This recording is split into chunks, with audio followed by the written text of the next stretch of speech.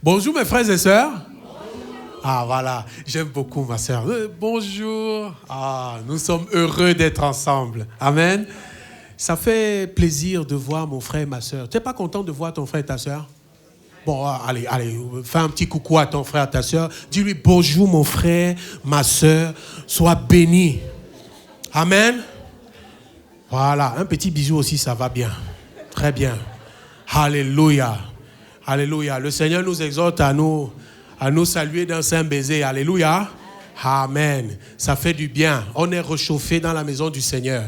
Donc, je veux t'encourager, toi, mon frère, ma sœur. Je veux t'encourager de venir dans la maison de Dieu. C'est bien. Hein? Il y a de la chaleur au milieu de nous. Alléluia. Et cette chaleur ne vient pas du fait que nous chauffons, mais non, ça vient du fait que Jésus a laissé son esprit en nous. Et c'est son esprit qui nous unit et qui crée cette chaleur, ce lien-là. Alléluia. Et c'est une grâce. Donc toi qui es sur Internet, mon frère, ma sœur, peut-être tu ne veux pas venir à l'église. Je t'exhorte de venir. Viens à l'église. Viens trouver des frères. Il y a des sœurs. Peut-être ceux qui ne vont pas te plaire, mais ça va aller. Le Seigneur va t'aider à lui faire du bien. Alléluia. Amen. Tu peux dire Amen avec moi aussi. Alléluia. On va chanter. Quelqu'un est ici. Vous savez qu'il y a quelqu'un? Non, ce n'est pas vous. Mais c'est Jésus. Amen. Le roi des rois, il est là. Quelqu'un est ici. Et je sais que c'est mon roi. C'est le tien aussi. On va chanter de tout notre cœur. On peut taper les mains.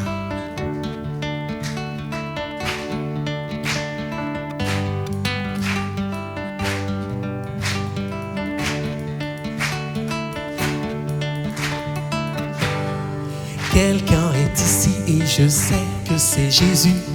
Quelqu'un est ici et je sais que c'est mon roi. Quelqu'un est ici et je sais que c'est Jésus. Quelqu'un est ici et je sais que c'est mon roi. Il est à moi, il est à moi. La joie de mon cœur, la paix de mon âme. Il est à moi, il est à moi. Jésus, Jésus, mon sauveur est à moi.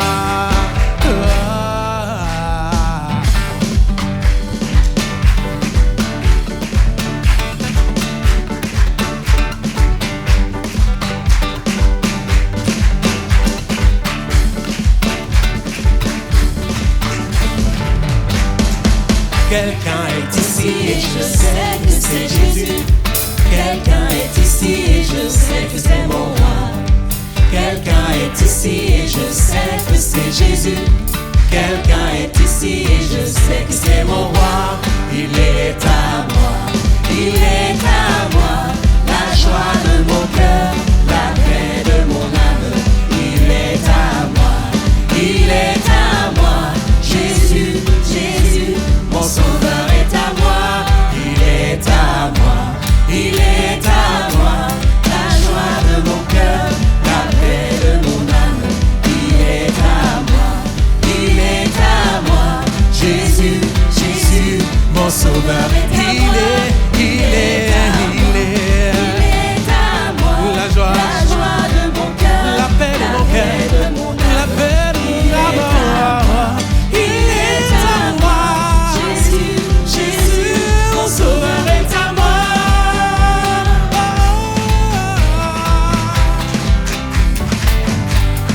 Ton amour nous environne, Seigneur.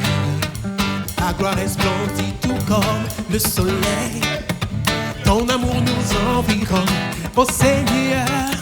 C'est pourquoi nous espérons tous en toi. Ton amour Nous environne, Seigneur. Ta gloire resplendit tout comme le soleil. Ton amour nous environne, oh Seigneur. C'est pourquoi nous espérons tous en toi.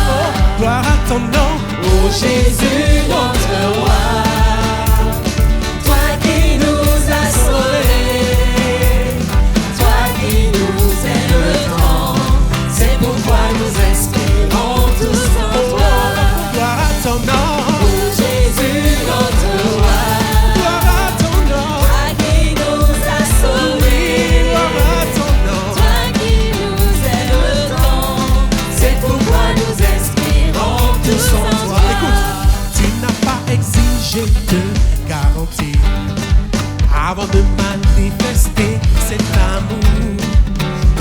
Père, tu l'as tendu vers nous pour nous arracher du feu de l'enfer. Encore une fois.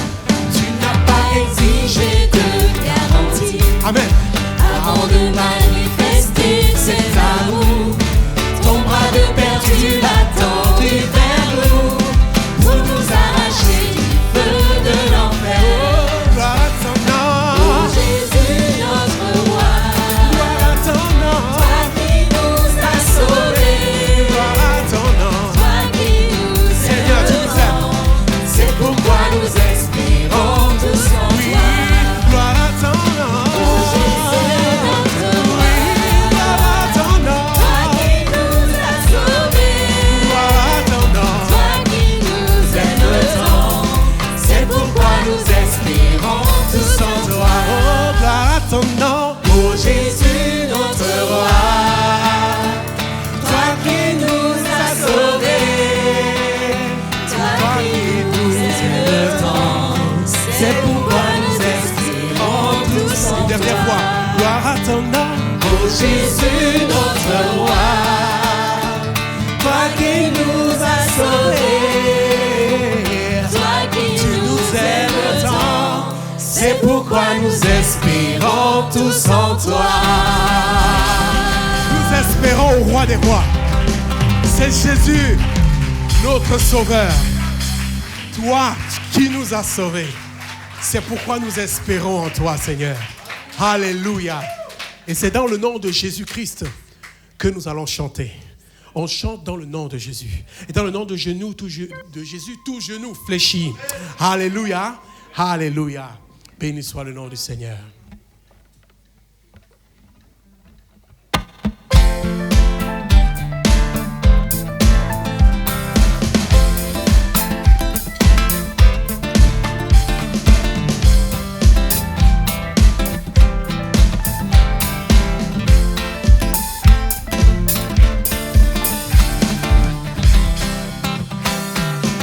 Dieu combat. Dieu combat pour nous, toujours à nos côtés. Il a triomphé, oui, il a triomphé. Nous ne tremblerons pas, jamais ébranlés. Jésus, tu es là. Dieu combat pour nous, toujours à nos côtés. Il a triomphé, oui, il a triomphé.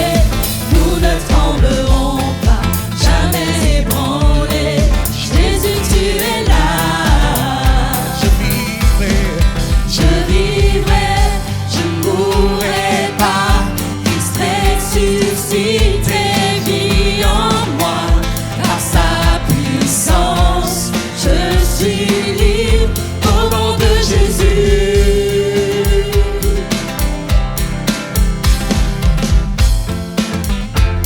La main.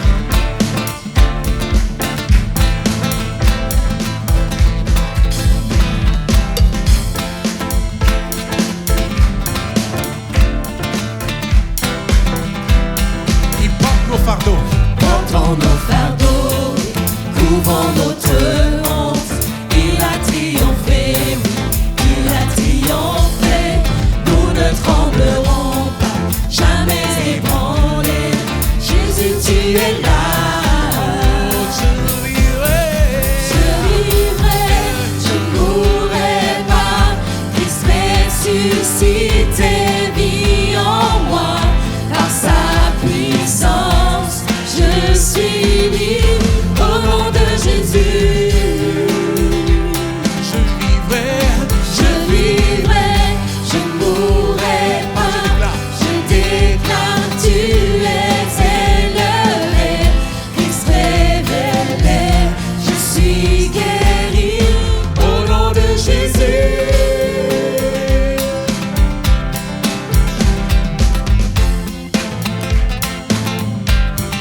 Oui, Dieu combat pour nous.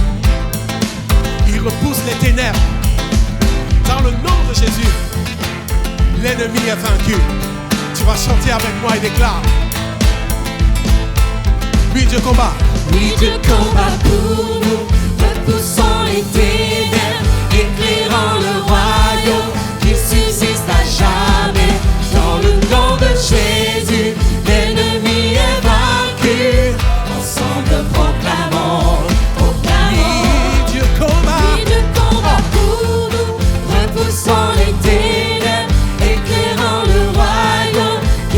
subsiste à jamais.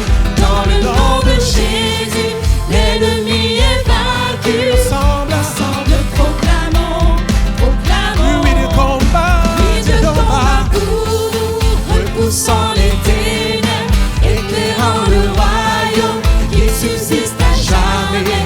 Dans le nom de Jésus, l'ennemi est vaincu.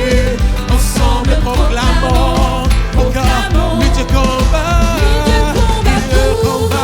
repoussant les ténèbres, éclairant le royaume qui subsiste à jamais. Dans le nom de Jésus, l'ennemi est vaincu. Ensemble proclamons, je vivrai, je ne mourrai pas. Christ ressuscité vit en moi, par sa puissance, je suis libre au nom de Jésus. oh, je vivrai, Je ne mourrai pas. Je déclare, tu es élevé, Christ révélé, je suis guéri.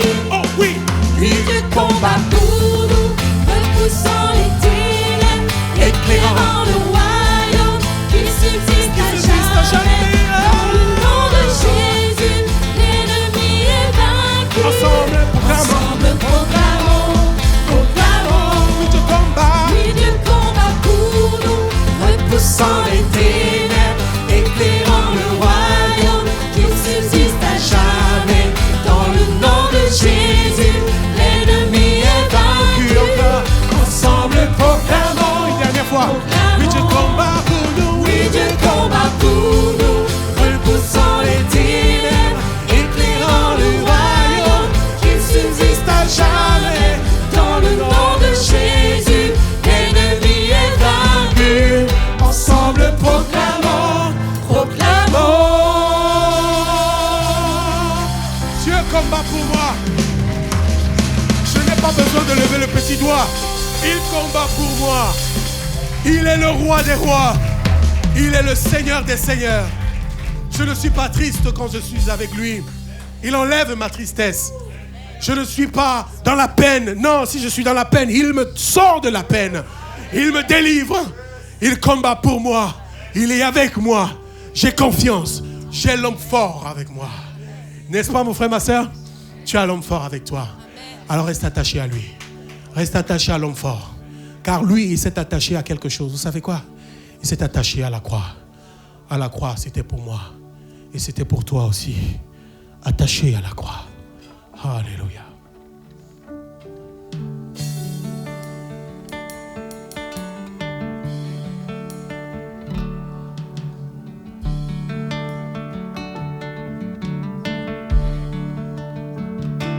Quel sauveur merveilleux je possède. Il s'est sacrifié pour moi. Et sa vie innocente il cède pour mourir sur l'infâme bois. Il renonce à la gloire céleste pour le plan rédempteur. Le rédempteur de Dieu, l'apparence est la plus modeste. Oh, quel prix pour me rendre heureux. Chante attaché. Attaché à la croix pour moi. Attaché à la croix pour moi. Il a pris mon péché, il m'a délivré. Attaché à la croix pour moi.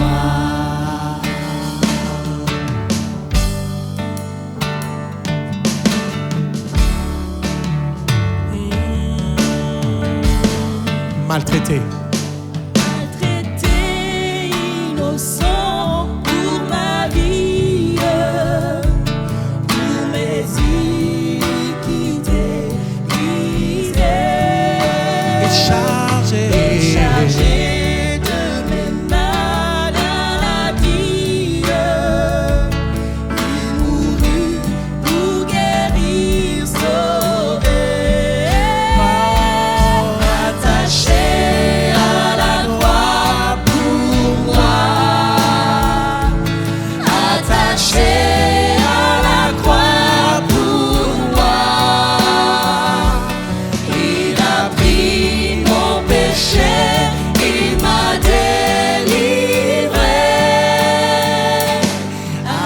attaché à la croix pour moi.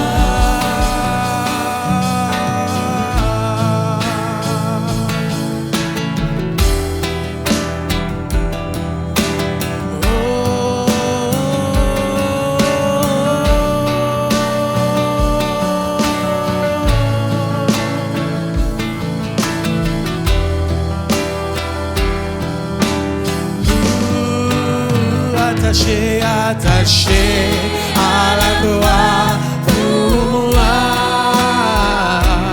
attaché à la croix pour moi, il a pris mon péché, il m'a délivré, attaché à la croix pour moi, attaché à la croix pour moi, attaché à la croix pour moi,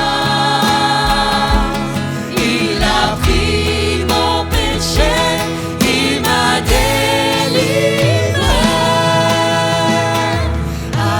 attaché à la croix pour moi, il a pris mon péché, il m'a délivré, attaché à la croix pour moi. Dernière fois, il a pris mon péché. Il a pris mon péché Et il m'a délivré. Il m'a délivré, Attaché à la croix pour moi. Attaché à la croix pour moi. En portant mon fardeau, Jésus a porté le tien aussi.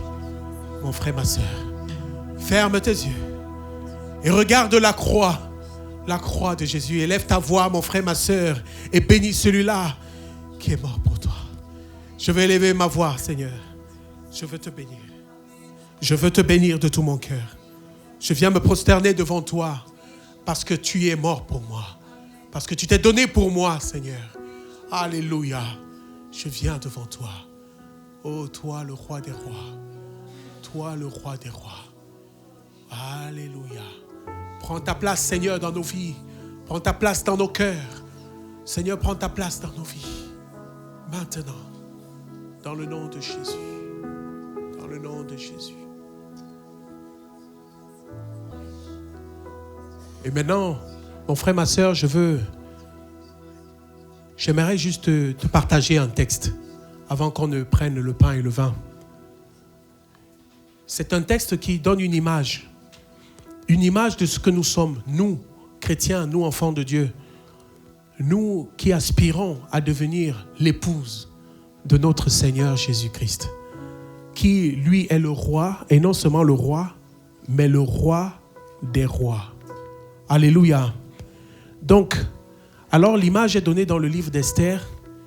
Esther, qui est cette petite femme, une petite jeune fille comme ça, qui a été prise, qui est même en captivité, il faut le dire, mais qui à un moment donné doit faire partie de celles qui vont se présenter au roi pour que le roi fasse le choix. Vous voyez, Dieu fait le choix à un moment donné, n'est-ce pas?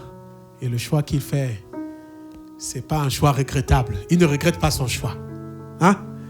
Et voilà, c'est ce qui va se passer. Elle y allait le soir. Et le lendemain matin, elle passait dans la seconde maison des femmes, sous la surveillance de Chasgaz, eunuque du roi et gardien des concubines. Elle ne retournait plus vers le roi, à moins que le roi n'en eût le désir et qu'elle ne fût appelée par son nom. Alors peut-être quelqu'un qui ne sait pas de quoi il s'agit, ces filles vont passer à tour de rôle, dans la chambre du roi, pour être choisies. Mais ce n'est pas encore le tour d'Esther. Les autres sont partis. Ensuite, Esther va suivre. Verset 15. Lorsque son tour d'aller vers le roi fut arrivé, celui d'Esther, Esther, fille d'Abicaïl, oncle de Mardoché, qu'il avait adopté pour fille, ne demanda que, mon frère, ma soeur, souligne ça, elle ne demanda que ce qui fut désigné par Hégaï, eunuque du roi et gardien des femmes. Esther trouvait grâce aux yeux de tous ceux qui la voyaient. Esther fut conduite auprès du roi Assuérus dans sa maison royale le 10e mois, qui est le mois de Tébet, la 7e année de son règne. Et pour finir, le roi aima Esther plus que toutes les autres femmes, et elle obtint grâce et faveur devant lui plus que toutes les autres jeunes filles. Il mit la couronne royale sur sa tête et la fit reine à la place de Vashti. C'est un texte puissant. Mais en fait, l'image que nous voyons ici, c'est l'image de l'Église. Esther, c'est comme l'Église. Qui va s'unir à notre roi qui est Jésus? Notre roi, c'est Jésus. Mais sauf que comme Jésus, en partant, il a dit, je ne vous laisse pas seul. Je vous envoie mon esprit qui va vous convaincre de péché, qui va vous convaincre de justice, qui va vous montrer le chemin. Il va prendre ce qui est à moi et il va mettre dans votre cœur. Vous savez qui est l'image de l'esprit là, ici, là, dans ce texte? C'est Hégaï. Hégaï. Et ce qui est beau dans ce texte, c'est que Esther, elle ne choisit que ce qui fut désigné par Hégaï. Et toi alors, tu veux choisir ce que l'esprit te dit ou tu veux choisir ce que ta chair te dit? Qu'est-ce que tu préfères? Quand tu as choisi ce que ta chair t'a dit, tu as été violent. Quand tu as choisi ce que ta chair t'a dit, tu es tombé dans l'impudicité. Quand tu as choisi ce que ta chair t'a dit, toi-même tu ne te sentais pas propre à tes yeux. C'est vrai ou c'est faux? Quand nous étions dans le péché, vous pensiez qu'on était content? Je pense qu'on rougissait chaque soir. Quand à un moment donné, tu peux repenser à ta propre vie, tu dis, purée, qu'est-ce que j'ai fait? Oui, parce que tu as fait le mauvais choix. Le choix de suivre ton instinct. Non. Dieu t'a fait plus qu'un animal. Dieu a mis en toi la pensée de l'éternité. Dieu a mis en toi la conscience. Dieu a mis en toi l'image de Dieu. Tu n'es pas un animal. Tu ne peux pas suivre tes instincts. Écoute la voix de l'esprit. Et l'esprit parle à ton cœur. L'esprit te dit, change la voie que tu as suivie. Ce n'est pas bon. Prends les perles. Prends le beau bracelet, le collier. Regarde, prends ça. C'est exactement comme Esther. Esther a choisi exactement ce que Hégaï lui a proposé. Donc l'Esprit de Dieu te propose aujourd'hui. Construis, pas avec la chaume ou bien avec des matériaux inutiles, mais construis avec des pierres précieuses. Construis avec des pierres de valeur, avec des outils de valeur que le Seigneur te donne par l'Esprit de Dieu dans ton cœur. Si cette parole te parle, j'aimerais que tu t'interroges et tu fermes tes yeux et tu dis, waouh Seigneur, plusieurs fois j'ai construit avec moi-même. Je n'ai pas construit avec toi. Je n'ai pas construit avec ton esprit. J'ai fait des édifices qui se sont effondrés à la première tempête. Mais je veux construire sur toi, mais avec tes matériaux qui ont été choisis par l'Esprit dans mon cœur. Tu peux faire prendre une minute juste pour consulter ton cœur avant de prendre le pain et le vin en te souvenant de l'œuvre de la croix de Jésus. Alléluia.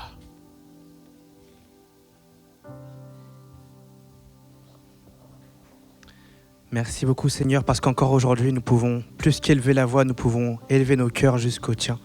Seigneur, nous pouvons répondre à cet appel, Seigneur, d'amour. Seigneur, que tu nous lances jour après jour. Seigneur, tu as tout fait pour nous, tu es même allé jusqu'à la croix. Seigneur, comme nous l'avons chanté, tu as été, Seigneur, attaché, Seigneur, à la croix. Seigneur, tu t'es laissé attacher à la croix, Seigneur, parce que tu le voulais, non pas parce que tu n'avais pas le choix, Seigneur. Seigneur, aucun homme ne pouvait prendre ta vie, c'est toi qui l'as donnée pour nous. Seigneur, et uniquement par amour. Seigneur, tout comme tu as fait, Seigneur, que Esther trouve faveur auprès du roi. Seigneur, tu es venu, tu nous as sauvés, tu nous as délivrés, Seigneur. C'est vrai que tu as été attaché, Seigneur, à la croix. Mais Seigneur, bien plus, tu es ressuscité. Seigneur, merci beaucoup parce que nous sommes ressuscités également avec toi. Seigneur, merci beaucoup parce que nous avons de l'espérance, Seigneur, comme nous l'avons chanté. Parce que tu n'es pas, Seigneur, un menteur. Seigneur, tu es le roi des rois et le Seigneur des seigneurs. Et je sais, Seigneur, que tu veilles sur ta parole autant que tu veilles sur tes enfants.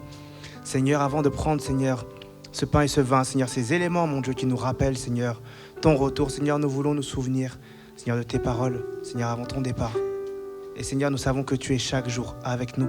Seigneur, nous voulons être aussi chaque jour avec toi, Seigneur. Pas uniquement les dimanches, Seigneur, pas uniquement lors des réunions, Seigneur, mais chez nous, dans le lieu secret, Seigneur, et dans notre cœur, Seigneur, nous voulons vraiment que tu sois, Seigneur, celui qui a toute la place.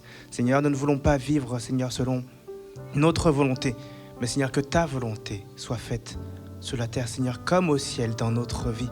Seigneur, c'est le désir de notre cœur de nous approcher de toi. Seigneur, d'être sensible à ton esprit et de vraiment, Seigneur, marcher, Seigneur, par l'esprit, vivre par l'esprit, être rempli par l'esprit continuellement. Seigneur, merci beaucoup pour ton amour. Merci beaucoup, Seigneur, parce que tu cours, Seigneur, après nous, Seigneur. Merci beaucoup, Seigneur, parce que tu ne nous délaisses pas et tu vas nous chercher, Seigneur, lorsque nous nous éloignons de toi. Seigneur, merci beaucoup parce que tu nous corriges, Seigneur, afin que nous ne nous perdions pas. Seigneur, merci beaucoup pour ton amour, Seigneur, et pour la répétition de la grâce dans nos vies. Dans le nom de Jésus. Amen. Le Seigneur a tout donné. Le Seigneur a tout donné. Donc on va chanter ce chant. Tu as tout donné, Seigneur.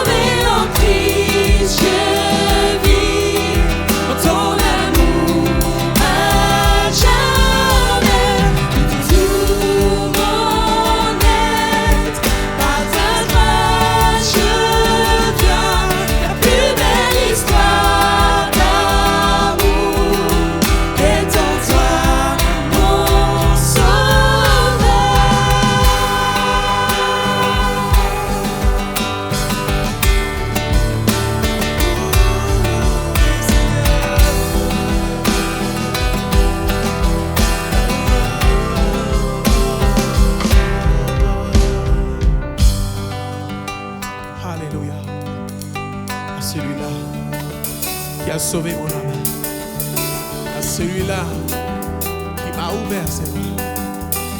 Je de chanter à jamais. À celui-là. Celui qui a sauvé mon âme, à celui qui m'a ouvert ses bras, à celui qui est sauveur et roi, je chante à jamais. À celui-là. À celui qui a sauvé mon âme, à celui qui m'a ouvert ses bras, à celui qui est sauveur et roi, je chante à jamais. À celui qui a sauvé mon âme, à celui qui m'a ouvert ses bras, à celui qui est sauveur et roi, je chante à jamais. À celui qui a sauvé mon âme, à celui qui m'a ouvert ses bras, à celui qui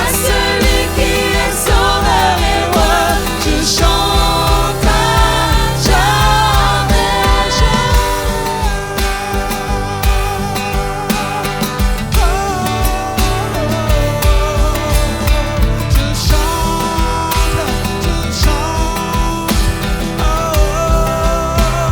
De tout mon être, de tout mon cœur.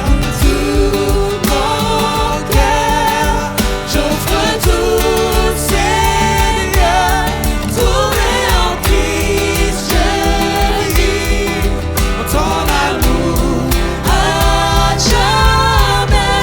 De tout mon être, à ta grâce je viens, la plus belle histoire d'amour est en toi, mon sauveur. À celui qui a sauvé mon âme, à celui qui m'a ouvert ses bras, à celui qui est sauveur et roi, je chante à jamais. À celui qui a sauvé mon âme, à celui qui m'a ouvert ses bras, à celui qui est sauveur et roi, je chante à jamais. À jamais, je chante à jamais. Alléluia, alléluia. Je chante à jamais, à jamais, à jamais. Chante encore à celui-là avec moi.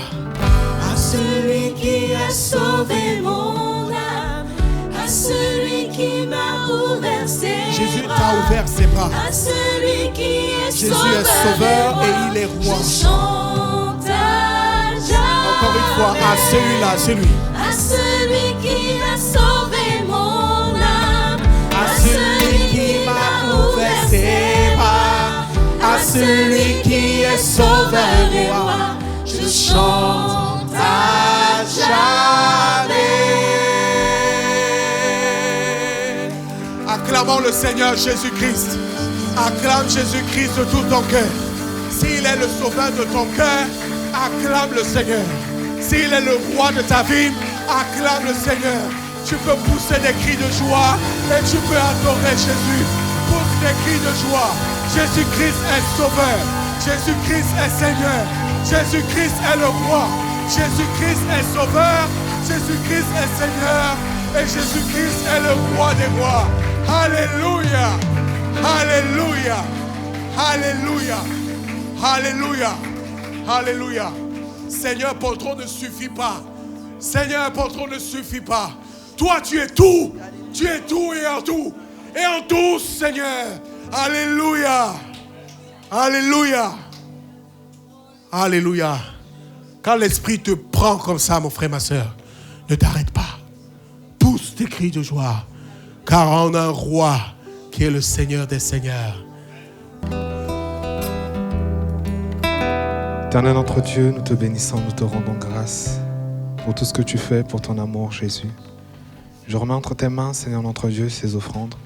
Que tu les bénisses, Père éternel notre Dieu. Que tu orientes, Seigneur notre Dieu, ceux qui sont à la charge de la gestion de ces offrandes, Papa. Bénis les cœurs qui ont mis, les cœurs qui n'ont pas pu avoir, Seigneur notre Dieu. Vraiment que tu continues à nous renouveler de ton Esprit Saint, ô Éternel. Je remets en tes mains, Seigneur, ta parole qui va être apportée par ton serviteur, Seigneur. Que tu puisses disposer nos cœurs à recevoir ta parole. Que tout esprit de distraction, de mauvaise pensée qui ne confesse pas ta Seigneurie soit réprimandé de ce lieu au nom de Jésus-Christ. Que tu règnes éternel notre Dieu. Père éternel Dieu, que tout ce qui sortira de la bouche de ton serviteur soit inspiré de toi, transforme, restaure et agit dans nos vies. Pour la gloire de ton saint nom, j'ai ainsi prié au nom de Jésus-Christ. Amen.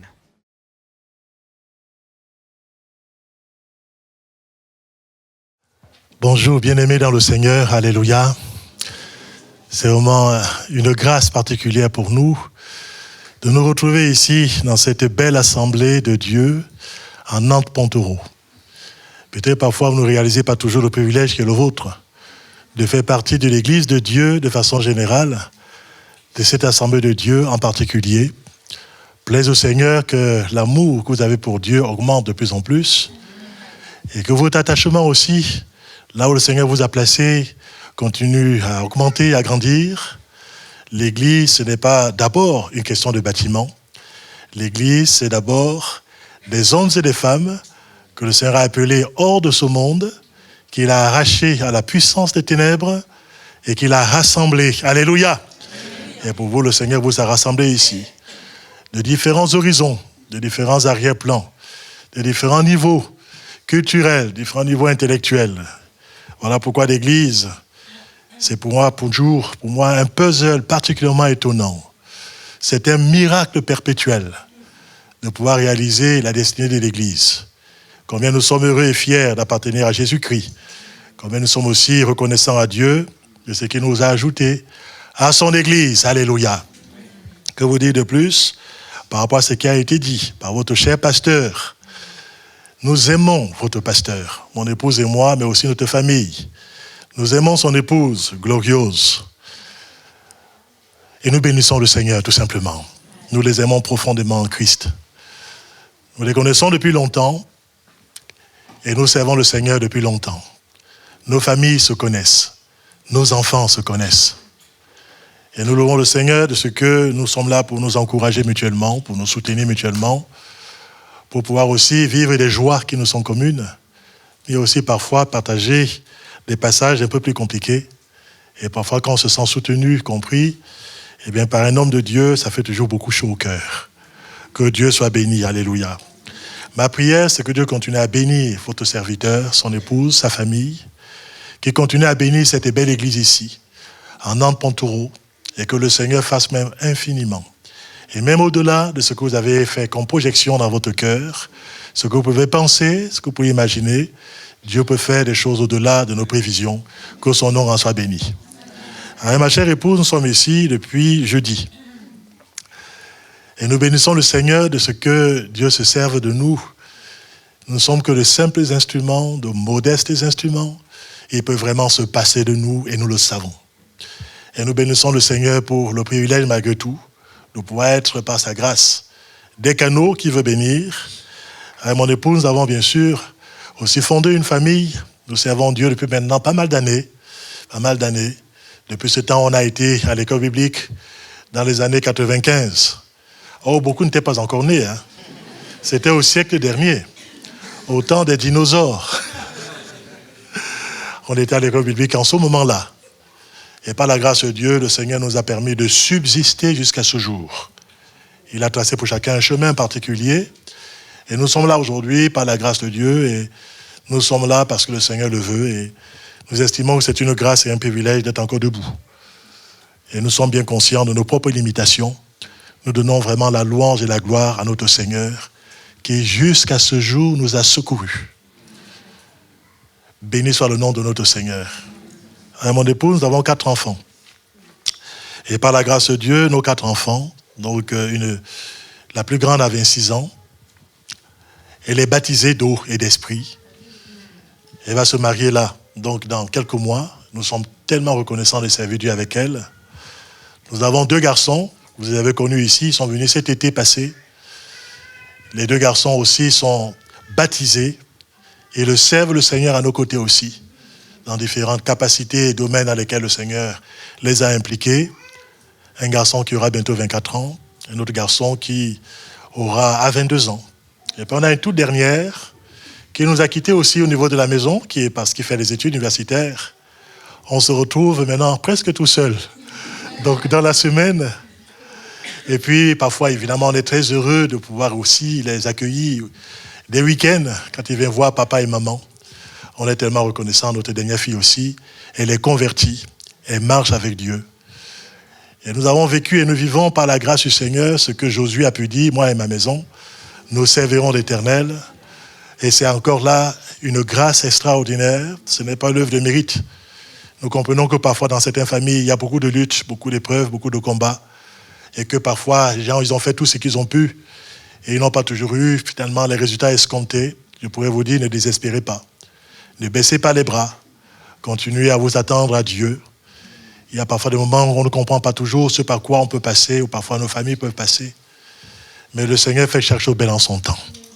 Je voulais vraiment, je ne sais pas pourquoi, mais je voulais encourager peut-être des familles ici. Si vous avez des enfants qui ne sont pas encore en Christ, vous avez votre conjoint, votre conjointe qui n'est pas encore dans le Seigneur, continuez à vivre votre vie sous le regard de Dieu, à aimer vos enfants, à continuer à prier pour eux, votre conjoint aussi, votre conjointe. Et le Seigneur, dans sa grâce, en son temps, il fera des œuvres belles. Nous le croyons. Il désire qu'on soit sauvés, non seulement nous, mais aussi les nôtres. Que Dieu en soit béni. Mais ce n'était pas ça le message que Dieu a placé sur mon cœur. Le pasteur, il m'a fait confiance en me donnant le micro. Je ne sais pas s'il me réinvitera un jour ici dans cette église. Si je vous tenais en haleine pendant 3 heures, je ne veux pas le faire. Juste quelques minutes sur le regard de Dieu. Que le Seigneur nous bénisse ensemble. Amen. Je vous propose que nous puissions ouvrir les Saintes Écritures. J'aimerais partager avec vous quelques passages. Le premier passage se trouve dans le Cantique des Cantiques. On a chanté des chants merveilleux et j'aimerais vraiment encourager l'équipe de louanges. Ils font vraiment un travail remarquable pour Dieu. Et je voulais encourager tous ceux qui servent dans l'Église de façon générale. Nous sommes ensemble. Et c'est ensemble que nous servons notre Dieu. Il est le roi des rois, le Seigneur des seigneurs. Notre œuvre, elle est pour le roi. Et dans le Cantique des Cantiques, il a été appelé comme ça parce que c'est le plus beau des chants qui existent. Cantique des Cantiques. C'est une histoire d'amour extraordinaire. Alors, il y a parfois beaucoup de lectures qui sont faites par rapport à ces livres. Il y en a qui superficiellement vont se dire c'est l'histoire d'amour entre Salomon et la Sulamite. C'est une lecture. D'autres personnes vont vous dire c'est une histoire entre Dieu et le peuple d'Israël. C'est une lecture. Et beaucoup d'entre nous, nous pensons que c'est aussi la plus belle des histoires d'amour qu'on a chantées tout à l'heure, celle de Christ avec son Église, qui est déjà préfigurée dans l'Ancien Testament. Nous sommes la fiancée de Christ. Et un jour, nous serons mariés avec le Seigneur dans son ciel de gloire. Le livre de l'Apocalypse nous le dit. Quand le temps est venu, quand les temps sont accomplis, l'épouse qui a été préparée avec soin par le Seigneur et par le Saint-Esprit, cette épouse-là connaîtra dans le ciel de gloire cet événement culminant de notre bonheur, celui de notre union définitive. Non seulement spirituelle, mais organique avec le Seigneur. Nous ne serons plus jamais séparés, y compris physiquement. Nous serons avec Jésus pour toute éternité. Que le nom du Seigneur soit béni. Donc quand on va lire ce premier passage, faites la lecture typologique, comme je veux le faire, par rapport à la relation entre Christ et son Église. Et son Église, c'est vous. Son Église, c'est moi. Son Église, c'est tous ceux qui sont enfants de Dieu. Alors on peut donc maintenant lire cela. On lit dans Cantique des Cantiques, chapitre 4, à partir du verset 12. Il est dit ceci, c'est le bien-aimé dans le Seigneur qui s'adresse ici à sa bien-aimée, qui est encore sa fiancée. Au verset 12, « Tu es un jardin fermé, ma sœur, ma fiancée, une source fermée, une fontaine scellée. Tes jets forment un jardin où sont des grenadiers avec des fruits les plus excellents. Les troènes avec le nard et le safran, le roseau aromatique et le cinnamome, avec tous les arbres qui donnent l'encens. la myrrhe et l'aloès, avec tous les principaux aromates. Une fontaine des jardins, une source d'eau vive, des ruisseaux du Liban. Lève-toi, Aquilon. Viens au temps, soufflez sur mon jardin et que les parfums s'en exhalent. Que mon bien-aimé entre dans son jardin et qu'il mange de ses fruits excellents. J'entre dans mon jardin, ma sœur, ma fiancée, je cueille ma myrrhe avec mes aromates, je mange mon rayon de miel avec mon miel, je bois mon vin avec mon lait. Je suis conscient que même s'il y a une description d'un jardin luxuriant, avec des plantes particulières, chacune a une signification que je ne pourrais pas vous donner ce matin parce que ce serait trop long dans le message. Il n'y a rien qui est décrit au hasard. Chaque plante qui se trouve dans ce jardin a une signification spirituelle. On ne va pas rester dans tous ces détails, ce serait trop long. Mais ce que je sais, c'est que dans ce jardin-là, il est question des plantes qui ont été plantées par un jardinier qui est le propriétaire de ce jardin. Et ce jardin, c'est vous et c'est nous qui avons été plantés par le Seigneur. Et ce qui caractérise finalement toutes ces espèces qui sont citées ici, ce qui sera le point commun, c'est que ces espèces sont des espèces odoriférantes et qui dégagent un parfum exquis, des odeurs qui sont agréables, des effluves qui font plaisir. Et vous à moi, le Seigneur nous a plantés. Alléluia! Nous sommes devenus des plantes. La Bible dit que nous sommes devenus même plantes avec le Seigneur. C'est que nous sommes devenus en Christ. Il nous a plantés, le Seigneur.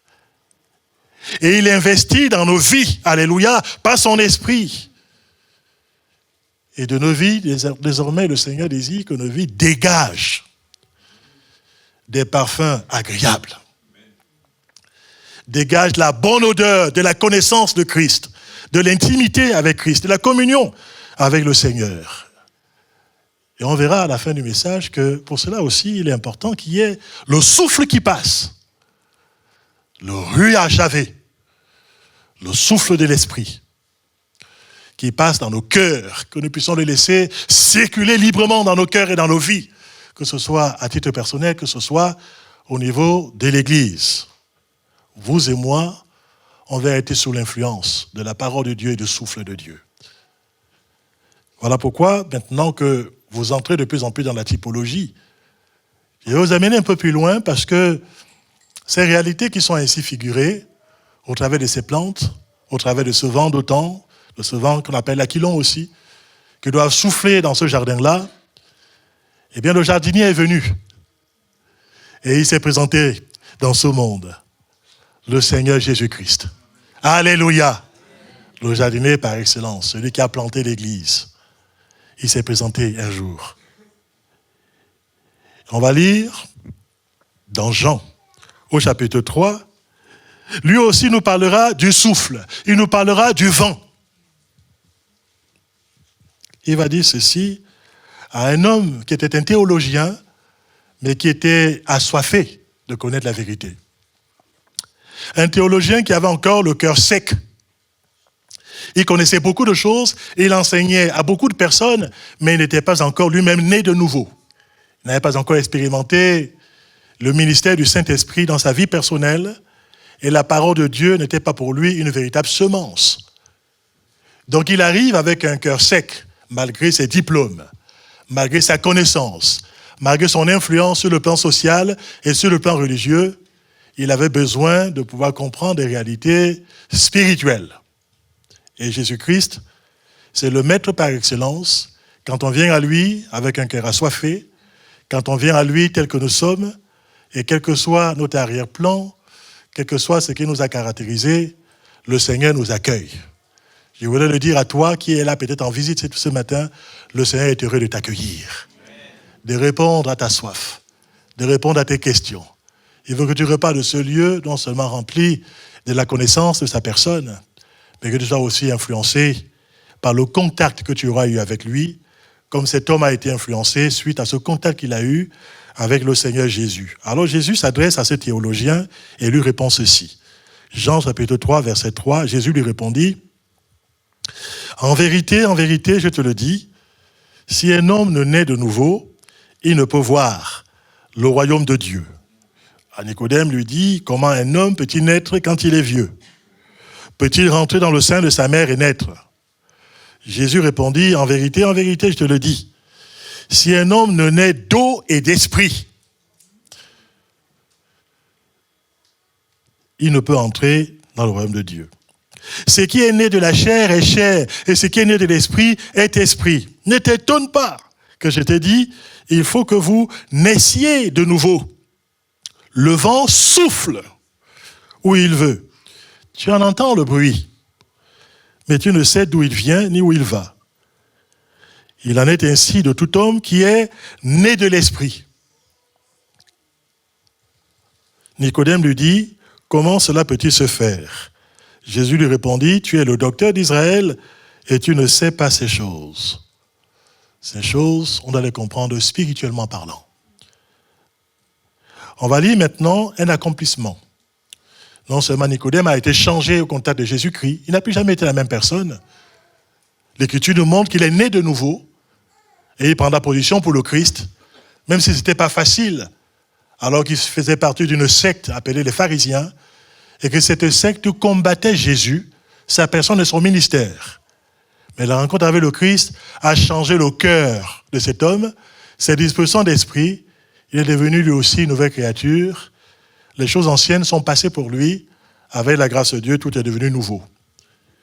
On va aller plus loin par rapport à ce qui se passe dans les Actes des Apôtres, où cette fois-ci, Jésus lui-même souffle dans son Église. C'est lui qui est à l'origine du vent. C'est lui qui a reçu du Père le Saint-Esprit et qui le répand sur l'Église. Et là, on le voit dans les Actes des Apôtres. Actes des Apôtres, on va donc le lire ensemble, au chapitre 2. On voit que les croyants qui sont rassemblés dans la chambre haute depuis 10 jours, ils ont persévéré dans la parole que Jésus leur a dit, en disant de rester dans la ville jusqu'à ce qu'ils soient revêtus de la puissance d'en haut. Jésus leur a dit aussi que dans quelques jours, ils recevraient une puissance, le Saint-Esprit survenant sur eux, ils seront équipés, ils seront des témoins du Seigneur à Jérusalem, en Judée, en Samarie, et cela jusqu'aux extrémités de la terre. L'acte de naissance officiel a donc lieu ce jour-là. Nous sommes dans une salle d'accouchement, spirituellement parlant. Il y a une influence extraordinaire qui procède du ciel. Et là, finalement, la conjugaison de la semence de Dieu qu'ils avaient déjà reçue, la promesse du Seigneur, et l'influence de la parole du souffle de Dieu, le Saint-Esprit, va dynamiser ces croyants, va les amener beaucoup plus loin, et on peut en voir les effets, comme on le constate ici, dans les Actes des Apôtres chapitre 2. Le jour de la Pentecôte, ils étaient tous ensemble dans le même lieu. Tout à coup, il vint du ciel. Remarquez l'origine. Ce n'est pas une origine terrestre. Ça ne vient pas de la terre. Le souffle vient du ciel. Alors que la maison est fermée, le souffle ne se laisse pas, quelque part, arrêter par les maisons qui sont fermées. Le souffle pénètre dans ce lieu où ses disciples se retrouvaient. Il nous a dit qu'il vient tout à coup du ciel un bruit comme celui d'un vent impétueux. Il était question du vent. Tout au long des 3 textes que j'ai sélectionnés, dans le Cantique des Cantiques, il était du fait que le bien-aimé devait souffler dans son jardin. Et par rapport à cet homme qui a expérimenté le miracle de la nouvelle naissance, Nicodème, il est encore question de l'influence non seulement de la parole de Dieu, mais aussi du vent qui souffle. Et par la suite, on voit les effets de ce vent. Et ici, dans Actes chapitre 2, on voit que ce vent impétueux a rempli toute la maison où ils étaient assis. Le Seigneur désire remplir de plus en plus nos cœurs. Nous sommes devenus la maison de Dieu, une habitation de Dieu. Alléluia! Et cette église à Nantes-Ponteureau, le Seigneur désire qu'elle soit de plus en plus remplie du Saint-Esprit. C'est-à-dire, vous et moi, ensemble en tant qu'Église, que nous soyons de plus en plus remplis du Saint-Esprit. Des langues semblables à des langues de feu leur apparurent, séparées les unes des autres, et s'opposaient sur chacun d'eux, et ils furent tous remplis du Saint-Esprit, et se mirent à parler en d'autres langues, selon que l'Esprit leur donnait de s'exprimer. Vous qui êtes peut-être un peu familiarisés à les Écritures, je pense que c'est la majorité d'entre vous, mais s'il y avait des personnes qui découvrent les Saintes Écritures, je vais être sobre dans ce que je pourrais dire, de manière à ce qu'elles ne puissent pas être déconnectées par rapport au message que j'apporte ce matin. Il y a plusieurs symboles du Saint-Esprit dans les Écritures. Aucun de ces symboles n'est le Saint-Esprit, mais manifeste évidemment un aspect de ces opérations dans la vie des êtres humains. Parfois, le Saint-Esprit est comparé à de l'huile. On est bien d'accord que l'huile n'est pas le Saint-Esprit, mais il y a des effets du Saint-Esprit qui sont similaires à ceux de l'huile. Le temps me manque pour pouvoir donner ces analyses. Parfois, le Saint-Esprit est considéré, dans certains passages, comme étant de l'eau, qui est capable de désaltérer le cœur qui est assoiffé. Jésus lui-même l'a dit, celui qui a soif, qu'il vienne à lui et qu'il boive. Et là, il parle de l'Esprit que les gens vont recevoir en venant à lui. Pour les cœurs qui sont secs, qui sont assoiffés, Jésus-Christ est la source. Alléluia! Gloire à Dieu. Mais on comprend que l'eau, ce n'est pas le Saint-Esprit, mais cela symbolise un aspect du Saint-Esprit. Parfois, le Saint-Esprit est comparé à une colombe. On est bien d'accord que la colombe, ce n'est pas le Saint-Esprit. Mais on peut comprendre aussi l'allusion qui est faite par rapport à la colombe. Le Saint-Esprit n'est pas un sceau, mais on comprend aussi l'allusion. Quand nous appartenons au Seigneur, nous devenons sa propriété. Le Seigneur nous scelle, il nous donne aussi les arts. Et le Saint-Esprit n'est pas uniquement des arts, mais c'est aussi plus que cela. Le Saint-Esprit n'est pas uniquement un vent. Il est plus qu'un vent, on comprend. Or, le vent, il agit. Il y a du vent dans cette maison, mais vous ne vous rendrez pas compte. Personne ne voit en fait l'air quand il est en circulation. Vous et moi, on ne voit pas le vent. Je vous vois, mais le vent, je ne vois pas. Mais le vent est capable de se manifester. Celui qui est à côté de vous respire. Heureusement qu'il respire. Même celui qui dort respire encore. S'il ne respire plus, c'est qu'il ne dort pas, c'est qu'il est mort. En plus, c'est exactement ça. Si on ne respire pas, on est mort. D'ailleurs, c'est comme ça qu'on constate le décès des gens. Parce que tout homme debout n'est qu'un souffle. Si on n'a plus de souffle, c'est qu'on est mort. Voilà pourquoi on a besoin du souffle. Non seulement le souffle de vie, mais vous comprenez que parlant des choses sur le plan spirituel, on a besoin sans cesse du souffle du Saint-Esprit en ce qui nous concerne pour nous maintenir en vie. La Bible nous parle que Dieu donne à chacun d'entre nous la vie, le mouvement et la respiration. Alléluia! C'est lui qui est l'auteur de la respiration. J'espère que vous avez remercié Dieu pour l'air gratuit que vous respirez tous les jours. S'il devait nous faire payer cet air que nous respirons, je dois vous avouer que ce serait très cher. Il le donne gratuitement, tous les jours. J'espère qu'on prend parfois des moments pour remercier Dieu pour l'air que nous respirons, pour tant de choses simples qu'il nous accorde. La Bible nous dit que tout ce qui respire loue l'Éternel. Et si tu respires, remercie le Seigneur pour le souffle qu'il t'accorde encore. Parce que le jour où le souffle t'est retiré, il n'y a plus personne. Merci Seigneur pour le souffle que tu maintiens dans ma vie. Et par rapport aussi à ma vie spirituelle, j'ai besoin du souffle de Dieu. Tous les jours de ma vie.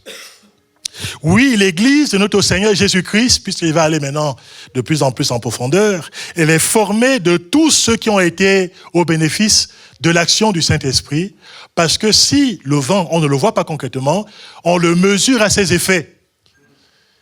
Quand tout d'un coup, si par exemple on ouvre cette porte, et qu'on voit le vent qui rentre, on ne va pas le voir physiquement, mais on sentira parfois ses effets.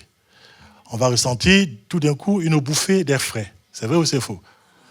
Il y en a qui aspirent à cela. Un pasteur demandait que la porte soit ouverte.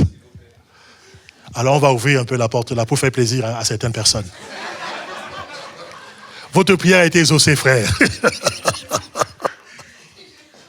Ça, c'est une belle illustration, hein? Et tout d'un coup, il y a un souffle nouveau qui arrive. il y a un rafraîchissement dans la pièce. Alléluia. Et parfois aussi, puisque nous sommes les êtres humains, et que nous respirons bien sûr l'oxygène, et que nous dégageons le CO2. Vous avez appris ça quand vous étiez plus petit? Ça, c'est la réalité. Voilà pourquoi une pièce qui est tout le temps fermée et qui n'est jamais ouverte, je dois vous avouer que ce n'est pas terrible. Quand on rentre dans une telle pièce, la première chose que l'on fait dans une pièce qui a été fermée pendant longtemps, c'est d'ouvrir les fenêtres ou la porte. Vrai ou faux? Afin que les mauvaises odeurs puissent s'en aller et qu'il puisse avoir un rafraîchissement, qu'il puisse avoir une action qui fasse que finalement, on est mieux, on respire mieux. Ce n'est pas l'air étouffant, ce n'est pas l'air nauséabond, c'est un air frais. Alléluia! Et combien on a besoin de respirer au quotidien de l'air frais. On a besoin d'un renouvellement, et bien sûr le plan spirituel. Quand le vent souffle avec impétuosité, pour le moment ce n'est pas le cas, mais du haut de l'estrade ici, je vois quelques feuilles qui bougent. Et pourtant, je ne vois pas le vent. Mais je vois les effets du vent avec des feuilles qui bougent. Si vous avez mis du linge et que vous l'avez étendu sur une corde, vous remarquerez que vous ne verrez pas le vent, mais vous constaterez que parfois votre linge il bouge par les effets du vent. Donc des gens qui vous disent que je ne veux croire que ce que je vois, dites aux gens en fait qu'ils sont des menteurs, parce qu'en fait ils le croient dans ce qu'ils ne voient pas. Tous les jours, ils ne voient absolument pas le vent, mais pourtant ils croient que le vent existe. Mais ils le constatent au travers de ses effets. Alléluia. Nous, ayant été au contact du Saint-Esprit, nos vies ont été changées, alléluia. Et ça se voit et ça s'entend. Les choses anciennes ont été bouleversées. Nous avons de nouveaux repères. On a d'autres certitudes maintenant. On a d'autres convictions. On a d'autres valeurs. Les gens qui nous entourent, s'ils sont honnêtes, remarqueront qu'il y a eu un changement. Que le souffle de Dieu a produit une vie nouvelle, une vie différente. Qu'on est né de nouveau, spirituellement parlant. Que les choses anciennes sont maintenant passées. Et cela par l'action conjuguée de la parole de Dieu, la semence de Dieu et du souffle de Dieu qu'on appelle ici le Saint-Esprit. Et toute église normale, c'est une église qui est générée par la parole de Dieu et le souffle du Saint-Esprit. Voilà pourquoi Jésus a dit à ce théologien, si quelqu'un ne naît d'eau et d'esprit, il ne peut pas rentrer dans le royaume de Dieu. Ce qui est de la chair est de la chair, ce qui est de l'esprit est de l'esprit. Là, il parle du vent. Il parle de Et finalement, le fait de naître de nouveau, c'est quoi? C'est la rencontre de la semence de Dieu dans nos vies, c'est-à-dire la parole du Seigneur qui est semée dans notre cœur, avec l'influence du Saint-Esprit. Quand on reçoit Jésus dans notre vie, qui est la parole de Dieu. Quand on reçoit la Bible comme étant la parole du Seigneur. Et que le Saint-Esprit, finalement, vient nous influencer, nous permet de pouvoir mieux comprendre les choses, nous ouvre l'intelligence sur le plan spirituel, et qu'on accepte le souffle de Dieu dans notre cœur, on passe ainsi de la mort à la vie. Nous étions auparavant peut-être des hommes qui avaient une apparence, mais nous étions morts à l'intérieur. La Bible dit que toute personne qui n'a pas Jésus dans son cœur, qui n'a pas encore reçu le souffle de Dieu sur le plan spirituel, il est mort dans ses péchés. Il peut avoir une impression de vie, mais en fait, il existe, mais il ne vit pas. Ah, ça, c'est la philosophie. Hein. Il existe, mais il ne vit pas. Il y a beaucoup de choses qu'il est capable de faire, mais spirituellement parlant, il est mort. Un peu comme, finalement, ce prophète Ézéchiel, qui va recevoir de Dieu une vision qui va le bouleverser, la vision des ossements secs. Ça représente un peu notre humanité. Où les gens, finalement, malgré l'apparence, devant Dieu, c'est comme les ossements qui sont secs. C'est comme, finalement, il n'y a plus d'espérance, humainement parlant, à moins que Dieu puisse faire une œuvre miraculeuse. À moins que ces ossements secs ne soient visités par le souffle de Dieu. À un moment donné, ces os qu'Ézéchiel a vus dans Ézéchiel 37, le Seigneur fera un premier miracle. Ces os vont avoir de la chair et des nerfs, mais ça ne suffisait pas. Ils n'avaient quand même pas la vie. Et à un moment donné, Dieu va dire au prophète de pouvoir invoquer l'Esprit. Et il va prier. Il va dire, Esprit de Dieu, souffle des 4 vents. Alléluia. L'Esprit de Dieu va souffler sur ces ossements. Il va souffler sur ces cadavres. Ils avaient la chair, ils avaient les nerfs, ils avaient des os, mais ils étaient morts. Et quand le souffle de Dieu rentre dans ces cadavres, ça devient la vie qui est rentrée, le souffle de Dieu est rentré, et finalement ça devient une armée qui se met debout devant le Seigneur, alléluia. Cette armée, elle est debout. Cette armée a été énergisée, elle a été visitée. Le souffle de Dieu est passé dans les cœurs. Et ce qui était mort a repris vie, alléluia. La vie de Dieu a triomphé de la mort. Voilà ce que Dieu veut faire. Non seulement au travers de la nouvelle naissance, mais voilà ce qu'il veut faire aussi en remplissant notre vie de sa présence, en nous remplissant de son Esprit Saint. Il dit qu'il y a de plus en plus de la vie. Et quand il y a de la vie dans un organisme, la vie, ça se manifeste. La vie, ça se ressent. La vie, ça s'entend. La vie, parfois, ça peut s'observer. Quand Jésus a répandu son esprit dans l'église, l'apôtre Pierre pourra dire, ce sont les choses que vous voyez et que vous entendez. Mes frères et mes sœurs, quand on est vraiment rempli du souffle de Dieu, cela va se voir. Et cela va s'entendre. Parce que déjà, étant rempli du Saint-Esprit, étant né de Dieu, et laissant le Saint-Esprit nous remplir de façon quotidienne et régulière, nos pensées sont influencées par le Saint-Esprit. Et par la suite, nos pensées qui étaient auparavant des pensées de négativité, des pensées de dépression, des pensées d'amertume, des pensées de colère, des pensées d'inimitié, sont changées par l'action du Saint-Esprit. Et cela va influencer nos paroles. Ces paroles de blasphème, ces spécialistes de la critique, les gens qui sont toujours en train de murmurer, qui se plaignent de tout, qui ne sont jamais contents, influencés par le Saint-Esprit, il y a même le vocabulaire qui change. La façon de parler, elle est influencée par le Saint-Esprit. Et une personne vraiment remplie de l'Esprit, eh bien, même sa façon de parler, ça va changer. Notre langue sera influencée par le Saint-Esprit. Ce qu'aucune puissance n'a été capable de dompter. Parce que la langue, qui peut la dompter? Il n'y a que le Saint-Esprit qui peut la canaliser, qui peut la dompter. De manière à ce qu'on pourra prononcer désormais les merveilles de Dieu. Alléluia! Parce qu'il a changé même notre langage, notre façon de parler. Et on verra les effets dans nos actions. On ne fera pas n'importe quoi. On ne va pas réagir n'importe comment. Il y a des gens qui réagissent parfois au quart de tour, charnellement. Pour un oui ou pour un non, ils claquent des portes. Ils s'énervent, ils s'emportent. Et ils pensent qu'ils sont très spirituels en faisant comme ça. Oh, mes frères et mes sœurs, en fait, ils sont charnels. Leur comportement montre qu'à ce moment-là de leur vie, ils ne sont pas remplis du Saint-Esprit. Et qu'ils ont besoin de pouvoir respirer un peu. Parfois, je dis aux gens, quand tu es en colère, respire un peu. Ça va te calmer un peu, d'accord? Parfois, je dis, si tu es fâché, bois un peu d'eau.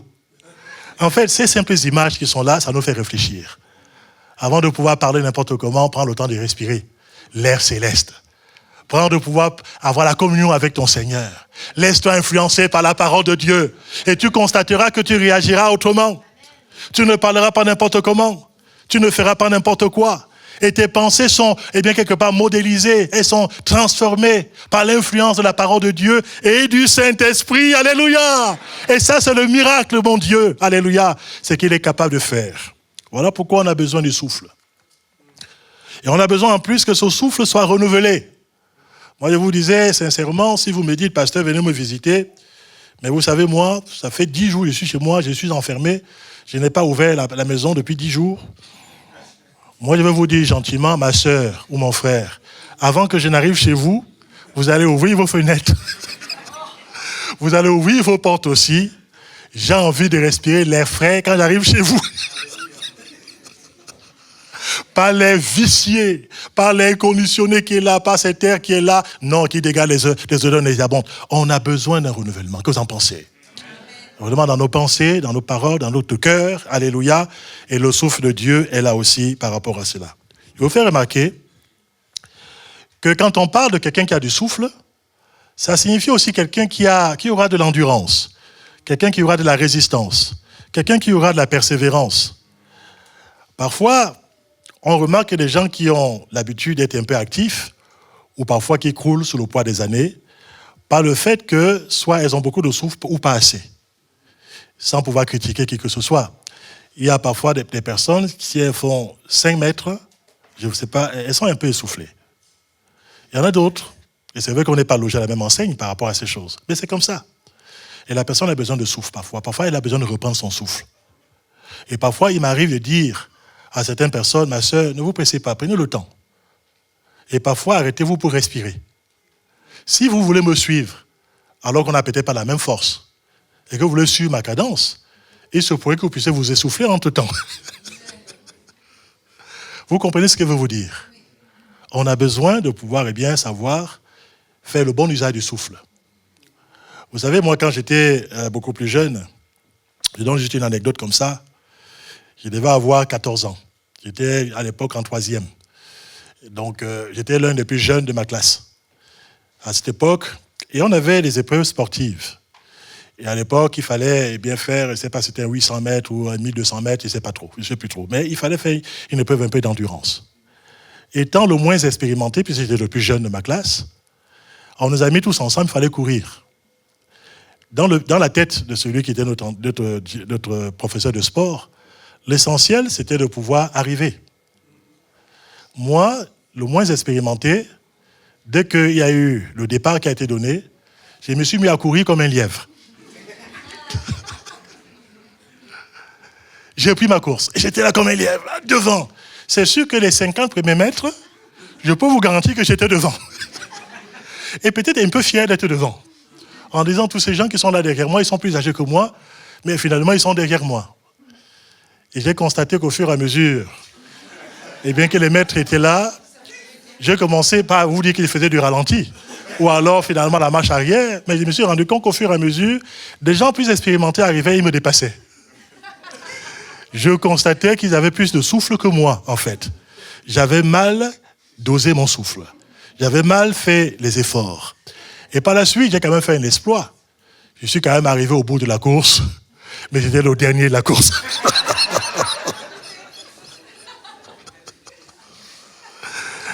Ok, vous me direz l'essentiel, c'est que je suis arrivé jusqu'au bout. Je suis d'accord avec vous. Mais vous comprenez que pour nous, en tant qu'Église, nous sommes engagés dans un marathon. Nous sommes appelés à aller avoir du souffle jusqu'à la fin. La fin d'une chose vaut mieux que son commencement. C'est important aussi de pouvoir se dire au fur et à mesure, j'aurai besoin de respiration. J'aurai besoin d'avancer. J'aurai besoin de pouvoir bien doser mes efforts. J'ai envie d'aller jusqu'au bout de la marche avec le Seigneur, de ma course sur le plan spirituel. Donc constamment, j'aurai besoin de respiration. J'aurai besoin d'un renouvellement intérieur. Parce que non seulement la parole de Dieu, mais aussi par l'action du Saint-Esprit, on est fortifié au fur et à mesure. On est rendu de plus en plus endurant, puis notre souffle qui était court. Et que parfois on a repris le second souffle. Parfois même il y en a qui ont besoin de reprendre le 1000e souffle. Peu importe, l'essentiel c'est que vous reprenez du souffle. Peut-être qu'il y en a quelqu'un ici qui est venu ce matin qui dit « Oh là là, ce matin je sens que j'ai envie d'un second souffle. » Peut-être quelqu'un qui était déjà arrêté sur le bord du chemin ou qui était en train de ralentir sa marche avec Dieu. Tout à l'heure, votre pasteur a apporté une prophétie de la part du Seigneur par rapport à une personne qui était arrêtée, peut-être dans la frustration, dans la colère, dans l'amertume ou dans la séduction du péché. Et la personne n'avance plus. La personne a l'impression de ne plus avoir de souffle pour pouvoir continuer. Si c'était le cas de quelqu'un ce matin ici, et je pense que Dieu ne parle jamais en vain, mon frère, ma sœur, reprends courage. Tu as besoin de respirer un bon coup ce matin. Alléluia. Et de comprendre qu'avec la grâce de Dieu, sans cesse, tu auras besoin d'être renouvelé dans la communion de Dieu. Alléluia. Que ce n'est pas la peine que tu restes desséché dans ton coin, loin de l'église, et que tu penses que là, tu auras du souffle. Tu vas respirer hors de l'église le souffle nauséabond de ce monde, avec les mauvaises influences venant du diable ou du péché. L'air frais se trouve dans la maison de Dieu. Alléluia. Alléluia. L'air frais se trouve ici. Et on a besoin d'être renouvelé aussi dans notre marche. Et nous bénissons le Seigneur pour ce qu'il est capable de faire. En tout cas, par rapport à cette église qui était réunie en chambre haute, elle a été dynamisée, elle a été fortifiée, elle a été équipée. Le Seigneur a conféré à cette église des capacités pour pouvoir faire face aux défis qui les attendaient. Et mes frères et mes sœurs, dans la communion fraternelle, dans l'église locale, le Seigneur aussi nous visite. Non seulement personnellement, mais il visite aussi les églises que nous sommes. Et je pense qu'il ne suffit pas de pouvoir se dire, moi, j'ai connu le baptême de l'Esprit il y a quelques années en arrière, depuis 30 ans, 20 ans, 15 ans, etc. Mais où en es-tu aujourd'hui par rapport à la plénitude du Saint-Esprit? Est-ce qu'aujourd'hui encore tu es rempli du Saint-Esprit? Dans Éphésiens chapitre 5, à partir du verset 17, il nous est dit de pouvoir être continuellement en train d'être rempli du Saint-Esprit. Ça signifie qu'il faut que je sois sans cesse renouvelé. Je ne vais pas vous poser une question parce que personne ne pourra me répondre. Ma sœur, vous respirez combien de fois dans la journée? C'est impossible, hein? Je suis d'accord avec vous que c'est impossible que vous répondiez à une telle question. Mais plusieurs fois vous respirez dans la journée. Non? Heureusement que vous respirez. Plusieurs fois, même par seconde, vous respirez plusieurs fois. Ne croyez-vous pas que dans la journée, plusieurs fois, on a besoin d'être rempli de nouveau de l'esprit? Qu'on n'a pas besoin de dire au Seigneur, renouvelle en moi un esprit bien disposé. Donne-moi aussi des capacités nouvelles.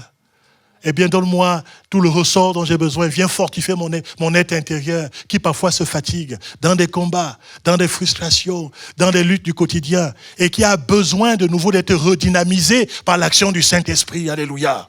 J'en ai besoin dans ma vie quotidienne. Et plusieurs fois dans la journée, il m'arrive de dire, Seigneur, remplis-moi comme tout à nouveau de ton Saint-Esprit. Même si pour ce qui me concerne, ça fait plus de 35 ans que j'ai été baptisé dans le Saint-Esprit, cela ne me suffit pas. Jour après jour, j'ai besoin de pouvoir puiser à la source. J'ai besoin d'être renouvelé. Et les églises ont besoin sans cesse d'être renouvelées. Non pas un renouvellement sur le plan charnel, un renouvellement par rapport aux méthodes venant du monde. Non pas un renouvellement avec les habitudes qu'on va vouloir imposer à une église. Mes frères et mes sœurs, si l'église a besoin d'être renouvelée, c'est premièrement canalisé par la parole de Dieu et avec le souffle du Saint-Esprit. Que vous en pensez? Plus que les méthodes, plus que les moyens, plus que tu vois, dans telle église on fait ça. Oh, ce n'est pas ça le problème. En fait, tu as besoin d'être renouvelé dans le Saint-Esprit. Et le Saint-Esprit est capable de faire des choses, de nous rendre même ingénieux, ça va nous adapter par rapport aux défis du temps présent. Il peut nous rendre même sages. Est-ce que vous le croyez? Il peut nous donner des ressources illimitées.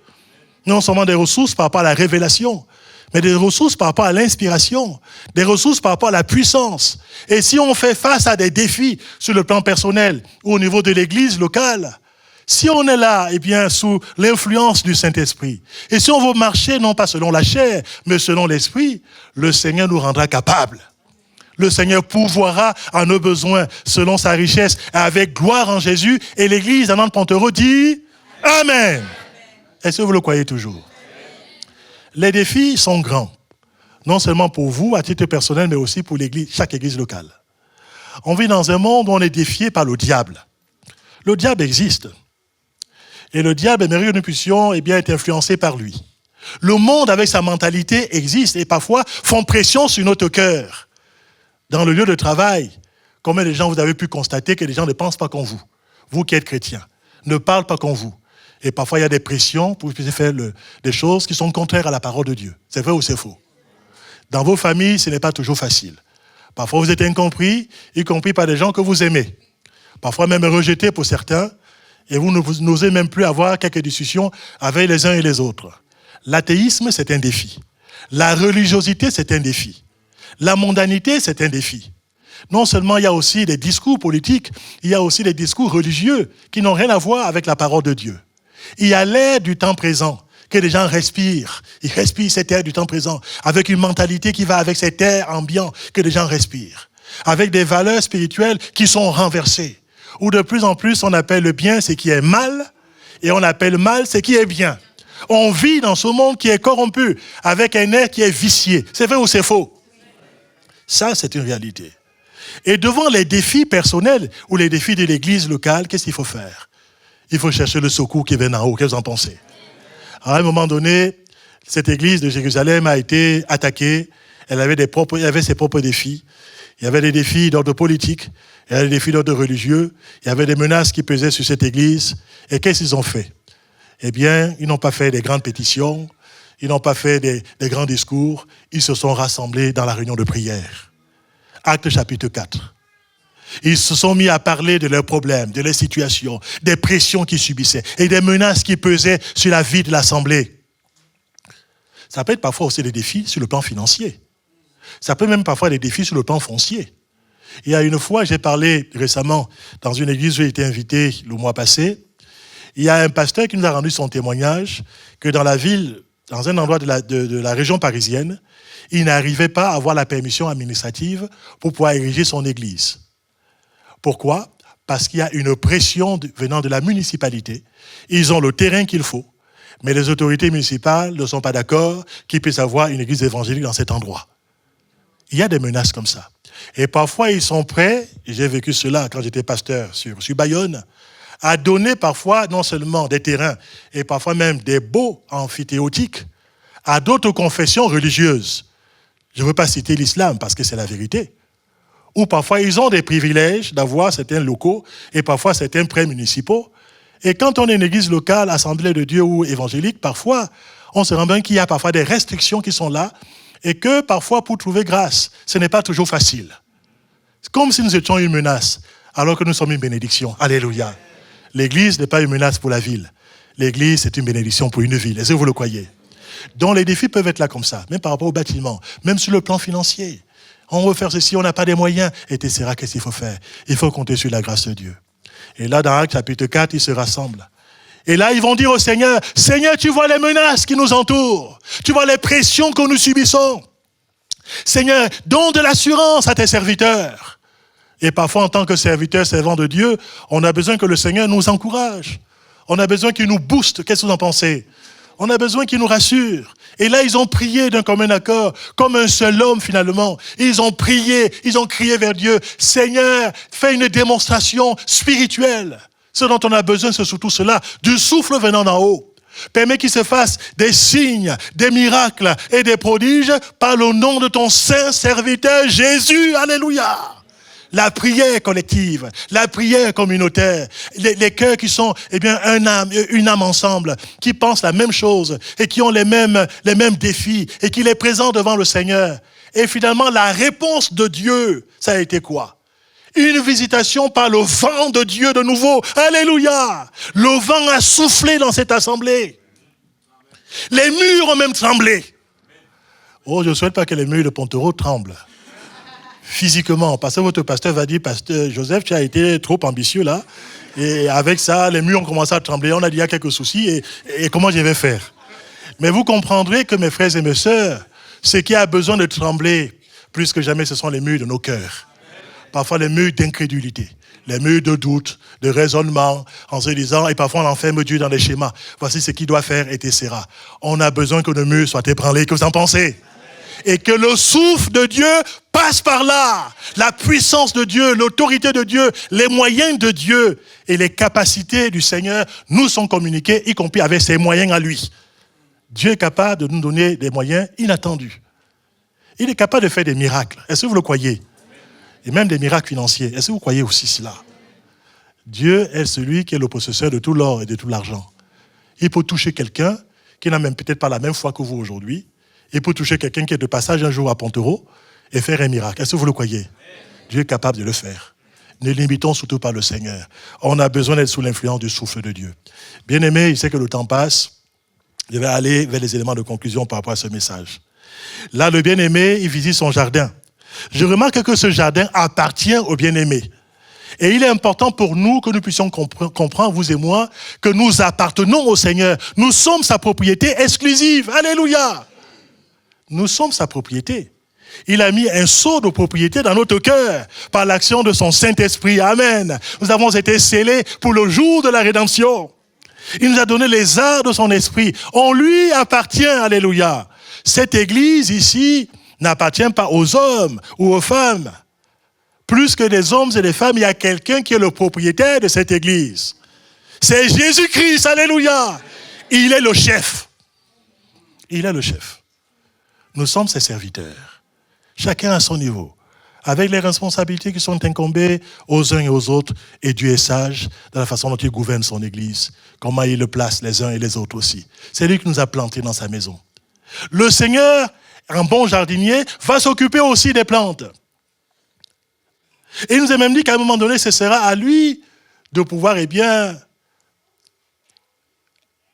faire le nécessaire pour qu'il y ait un souffle nouveau dans ce jardin-là. Alors, bien-aimés, ne vous attaquez jamais à l'église de Dieu, jamais. Aimez votre église locale. Soyez fidèles à votre église. Aimez tous ceux qui servent dans la maison de Dieu. Aimez de plus en plus votre pasteur et son épouse et sa famille. Amen. Encouragez-les. Encouragez tous ceux qui sont des hommes et des femmes de vision dans l'église.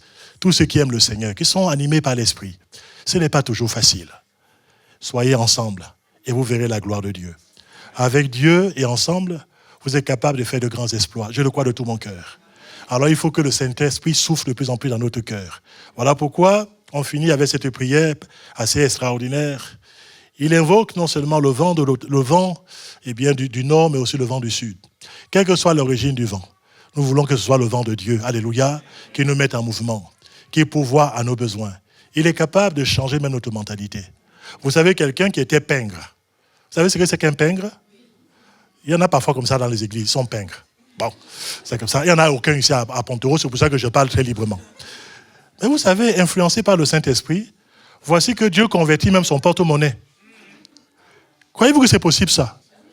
Dieu est capable de faire des miracles comme ça. Par l'action de son Saint-Esprit, il convertit même les porte-monnaies. Il change les mentalités dans l'église.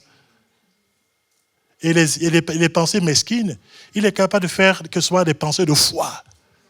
Et je pense que Dieu veut faire de grandes choses. Voilà pourquoi il est important de laisser le Seigneur souffler dans nos églises. Seigneur, on a besoin que par ton souffle, tu viennes purifier nos cœurs, que tu viennes purifier nos pensées. Que par ton souffle, tu viennes rafraîchir nos cœurs, rafraîchir nos pensées. On a besoin que par ta grâce, tu renouvelles en nous un cœur bien disposé, alléluia. Et que devant les défis qui nous entourent, plus que jamais, nous puissions te mettre de l'avant, Seigneur. Passe devant nous, souffle dans l'église. Et je pense que Dieu est capable de faire des choses grandes et extraordinaires. Il n'en a pas fini avec vous. Vous savez, une personne qui est née de l'Esprit, on ne sait pas tout ce que Dieu est capable de faire avec une telle personne. Mais une église qui marche selon l'Esprit et non selon la chair, et qui s'appuie sur la parole de Dieu et qui est conduite par le Saint-Esprit, on ne peut pas imaginer tout ce que Dieu est capable de faire et toutes les prévisions qui attendent cette église-là. Alors mes frères et mes sœurs, laissez le souffle de Dieu circuler librement dans nos cœurs, de plus en plus, régulièrement, semaine après semaine. Soyons ces instruments, dociles entre les mains de Dieu. Laissons-nous courber sous l'influence du vent de Dieu. Alléluia! Et que nos cœurs s'inclinent sous sa puissance. Que Dieu soit béni. À celui qui peut faire infiniment et même au-delà de tout ce que nous pouvons imaginer et penser. À lui soit la gloire dans les églises en Jésus-Christ. Amen. Béni soit le nom du Seigneur. Amen. Gloire à Dieu. Merci Seigneur. Gloire à notre Dieu. En tout cas, un grand merci pour votre accueil, pour votre hospitalité. Merci pour tout. Que Dieu continue son œuvre de bénédiction dans votre vie et qu'il fasse au-delà. Alléluia de ce que vous pensez aujourd'hui.